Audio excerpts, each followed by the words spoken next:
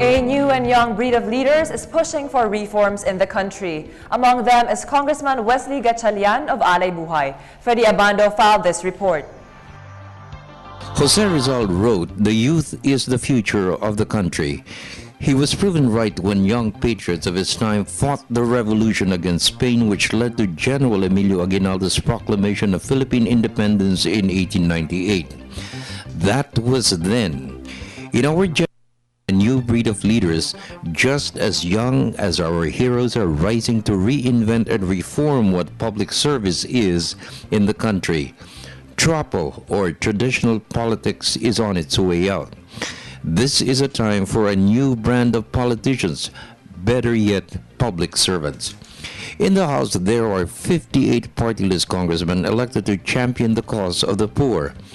One of them is Congressman Wesley Gatchalian of Alay Buhay. We taught them how to have their own small livelihood project inside their homes.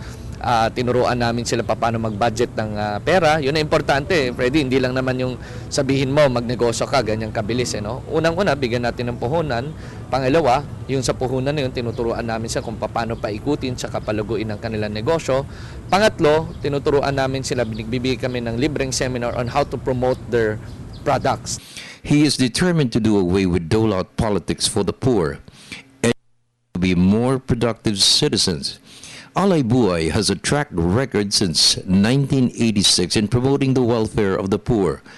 Micro-entrepreneurship for women is the key program covering 10,000 families and still growing nationwide. Being a young legislator and a public servant, we have to teach them not only to receive, but to enhance what they're receiving.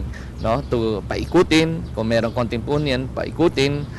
Turuan natin sila paano maging creative, paano palaguin kung ano ang meron nila, paano sila tulungan sa kanilang komunidad, no? And hindi lang umasa sa gobyerno at umasa lang sa mga dole-outs natin. For the People's Television Network, this is Freddy Abando reporting.